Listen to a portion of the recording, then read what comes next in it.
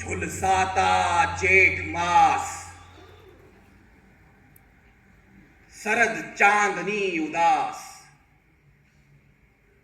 सिसकी भरते सावन का अंतर्घट रीत गया। एक बरस बीत गया। पथ निहारते नयन, गिनते दिन पल क्षण। एक बरस बीत गया। सीकचो में सिमटा जग, किंतु विकल प्राण विहग। धरती से अंबर तक गूंज मुक्ति गीत गया। एक बरस बीत गया।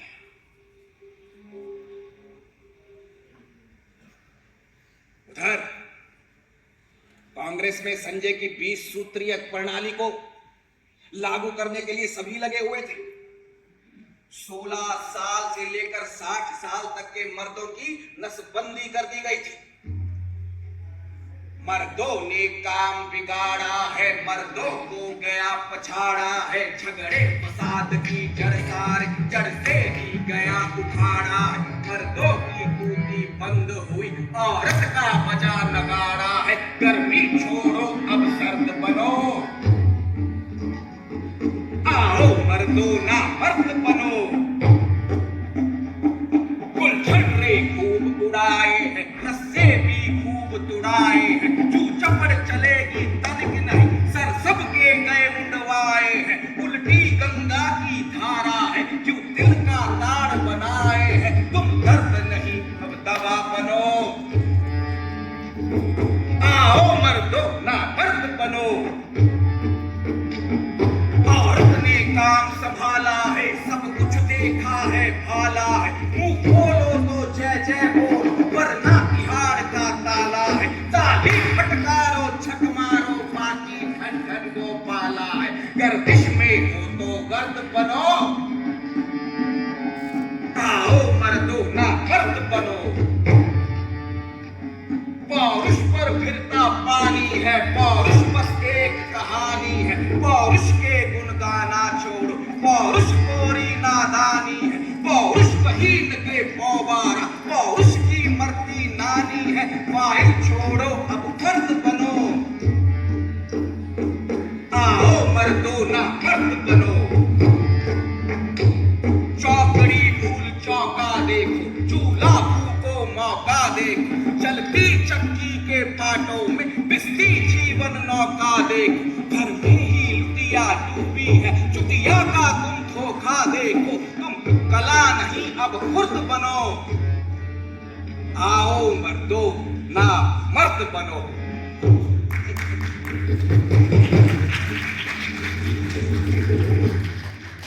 उधर 1977 में जनता पार्टी के महानायक जयप्रकाश नारायण आपातकाल का विरोध करने में लगे हुए थे। मार्च 1977 को पूरे देश से आपातकाल खत्म करने की घोषणा कर दी गई। उस दिन दिल्ली में एक भारी जनसभा का आयोजन किया जा रहा था। मुझे उस जनसभा में बोलना था, लेकिन उस समय कांग्रेस सरकार में रहे मंत्री ने, विद्याचरण जी ने दूरदर्शन पर रात को ठीक 9 बजे बाबी फिल्म का प्रसारण करवाया था। मैंने ठीक 9 बजे अपना भाषण शुरू किया। 2 मिनट बोला, 5 मिनट तक लोगों ने तालियां बजाई। फिर मैंने अपना भाषण शुरू किया, जो ठीक 11 बजे तक चला। बाद मुद्दत के मिले हैं दीवाने, कहने सुनने को खूब है फसानी। खुली हवा में जरा सांस तो ले ले, कब तक होगी आजादी कौन जाने। 6 अप्रैल 1980 को, इसके बाद देश में आम चुनाव हुए। और जनता पार्टी की सरकार। मैं इस सरकार में विदेश मंत्री हुआ। विदेश मंत्री होने के नाते मुझे संयुक्त संघ में भारत का प्रतिनिधि बनाकर भेजा गया। इस अवसर पर संयुक्त संघ में मैंने अपने भाषण में कहा था, मैंने अपना भाषण संयुक्त संघ में हिंदी में दिया था। मैंने कहा था, भारत की जनता की ओर से मैं संयुक्त संघ के लिए शुभकामनाओं का संदेश लाया। अध्यक्ष महोदय, नई सरकार ने अपने संदिग्ध शब्दों में इस बात की घोषणा की है कि हमारी कार्यसूची का एक सर्वसम्मति विषय जो आगामी अनेक वर्षों को और दशकों तक बना रहेगा वो है मानव का भविष्य। मैं भारत की ओर से इस महासभा को आश्वासन देना चाहता हूं कि हम त्याग और बलिदान की बेला में मानव के भविष्य के लिए कभी पीछे नहीं हटेंगे। जनता सरकार को शासन की बागडोर संभाले अभी केवल 6 मास हुए, फिर भी इतने अल्प समय में हमारी उपलब्धियां उल्लेखनीय हैं। भारत में मूलभूत मानव अधिकार पुनः प्रतिष्ठित हो चुके हैं। जिस भय और आतंक के वातावरण ने हमारे लोगों को घेर लिया था वो अब दूर हो गया है। ऐसे संवैधानिक कदम उठाए जा रहे हैं जिनसे यह सुनिश्चित हो जाए कि लोकतंत्र और बुनियादी आजादी का अब फिर से कभी हनन नहीं होगा। अध्यक्ष महोदय, वसुदेव कुटुंबकम की परिकल्पना बहुत पुरानी है। भारत में सदा से हमारा इस धारणा में विश्वास रहा है कि सारा संसार एक परिवार है। अनेकानेक प्रयत्नों और कष्टों के बाद संयुक्त राष्ट्र के रूप में इस स्वप्न के साकार होने की संभावना है। यहां मैं राष्ट्रों की सत्ता और महत्ता के बारे में बात नहीं कर रहा। आम आदमी की प्रतिष्ठा और प्रगति हमारे लिए कहीं अधिक महत्व रखती है। अंततः हमारी सफलताएं और असफलताएं केवल एक ही मापदंड से मापी जानी चाहिए। अध्यक्ष महोदय, भारत सब देशों से मैत्री चाहता है, किसी पर भी अपना प्रभुत्व स्थापित करना नहीं चाहता। भारत ना तो आणविक शस्त्र शक्ति है और ना ही बनना ही चाहता है। हमारे लिए सबसे जरूरी है संपूर्ण मानव जगत का भविष्य, और उसके लिए बलिदान करने के लिए हम पीछे नहीं हटे। जय जगत, धन्यवाद।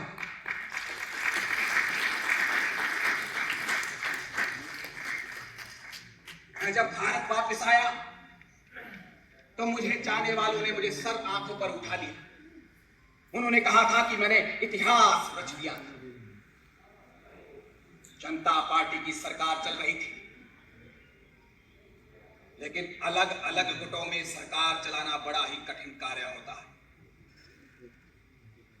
जनता पार्टी की सरकार टूट गई। आपसी मतभेद के कारण हम सरकार से ही बाहर हो गए। तब तक इस राजनीति ने मुझे बहुत कुछ सिखा दिया था। बेनकाब चेहरे हैं, दाग बड़े गहरे, टूटता तिलिस्म आज सच से भय खाता, गीत नहीं गाता। लगी कुछ ऐसी नजर,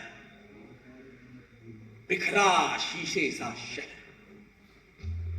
अपनों के मेले में मीत नहीं पाता हूं, गीत नहीं गाता। पीठ में छुरी सा चांद, राहु गया रेखा भान, मुक्ति के क्षणों में बार बार बंध जाता हूं, गीत नहीं गाता।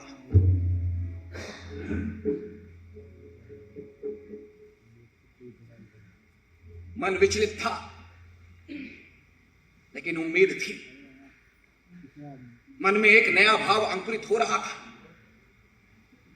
ऐसा लगा कि क्यों ना एक नई पार्टी बनाई जाए और हम फिर से ये कह सकें, फिर से ये गा सकें, टूटे हुए तारों से फूटे बासंती स्वर, पत्थर की छाती पर उग आया नव अंकुर, झरे सब पीले पात, कोयल की कूक रात, प्राची में अरुणन की रेख देख पाता हूं, गीत नया गाता हूं। टूटे हुए सपनों की सुने कौन सिसकी, अंतर को चीर में था पलकों पर ठिठकी, हार नहीं मानूंगा, रार नहीं ठानूंगा, काल के कमाल पर लिखता मैं गाता हूं, गीत नया गाता हूं।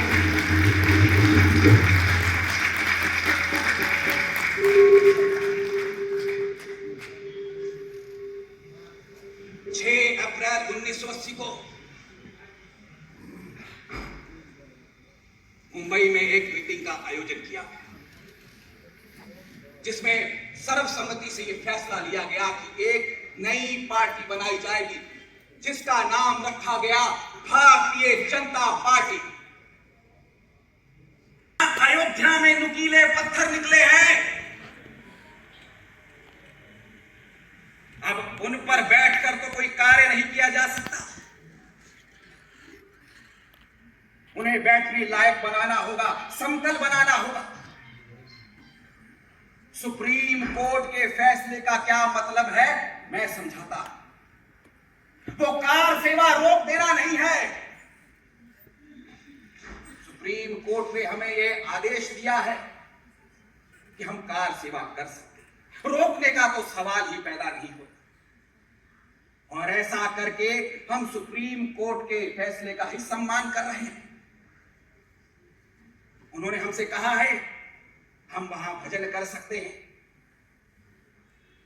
कीर्तन कर सकते हैं। अब आप ही बताइए, भजन के लिए तो लोगों की आवश्यकता होती है, कीर्तन में तो और भी ज्यादा बड़े समूह की आवश्यकता होती है। कब तक खड़े रहेंगे? भजन होगा, कीर्तन होगा, कितनी देर खड़े रहकर करेंगे? यज्ञ होगा तो कुछ तो निर्माण होगा, कम से कम वेदी तो बनाई ही जाए।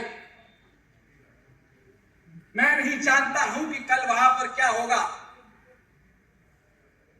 मेरी अयोध्या जाने की बड़ी इच्छा है, लेकिन मुझसे कहा गया है कि मैं दिल्ली में रहूं।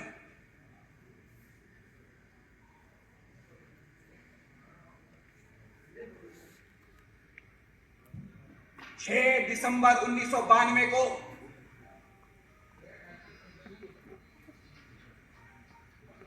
बाबरी मस्जिद के ढांचे को गिरा दिया गया। कार सेवकों पर गोली भी चलाई गई। मुझे बड़ा दुख हुआ।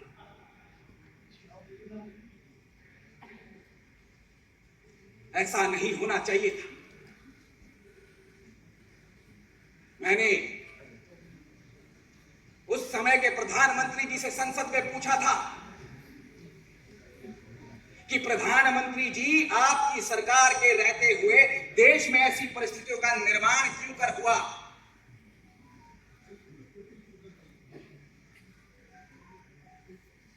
आखिरकार कार सेवकों का धैर्य क्यों टूटा? उन पर गोली चलाने की जरूरत क्यों आन पड़ी? आपकी सरकार इन सवालों के जवाब से कैसे बच सकती है? अंदर चले आओ, ऊपर चढ़ के। हाँ हाँ, ऊपर थोड़ा सा नीचे चढ़ के आओ। एक अजनबी बड़ा ताव है, भागो तो बस शामत आई, मुंह में झटपट पैंट दबाई। दौड़ो नहीं, ठहरो जो के जो, थोड़ी देर करेंगे भौं भौं। डरते हैं इसलिए डराते, सूंघ सांघ कर खुश हो जाते।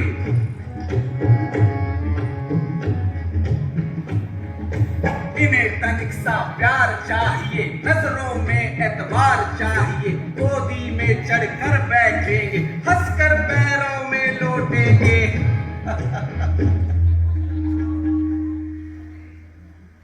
मेरी कविता और लेखनी में मेरा लेखक मन तो रहता ही है, लेकिन मेरा राजनीतिक मन भी चुप नहीं रहता।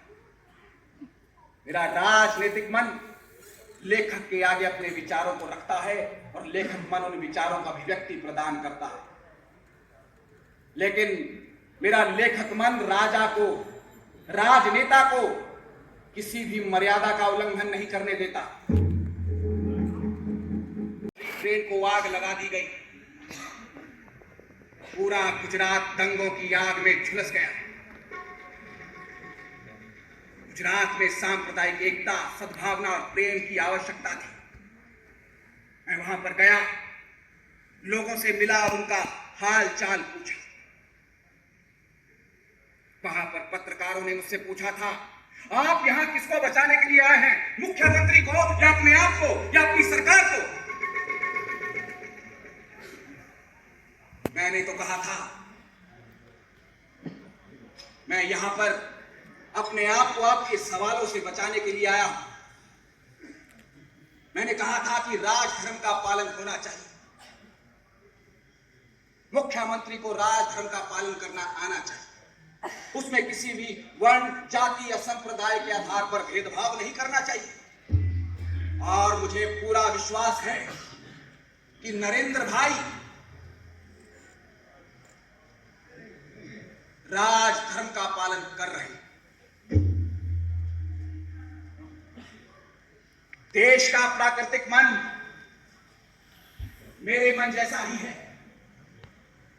ऐसी ही एक जगह है मनाली, जहां जाने को मेरा मन बार बार कर ही आता है। मनाली मत जइयो रे गोरी राजा के राज में, जइयो तो जइयो उड़ी के मत जइयो, अधर में लटकियो वायु दूत के जहाज में। जइयो तो जइयो संदेशा ना पइयो, टेलीफोन बिगड़े है मिर्धा महाराज में। जइयो तो जइयो मशाल लेके जइयो, बिजुरिया भई बैरिन अंधेरिया रात। जइयो तो जइयो मनाली ही जइयो स्वर्ग सुख पइयो, दुख नी को लागे मोहे राजा के राज।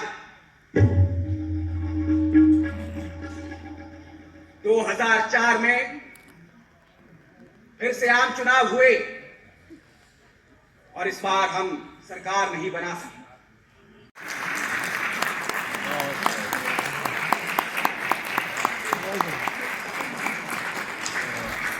कैंडल को भी फोन दीजिए आप।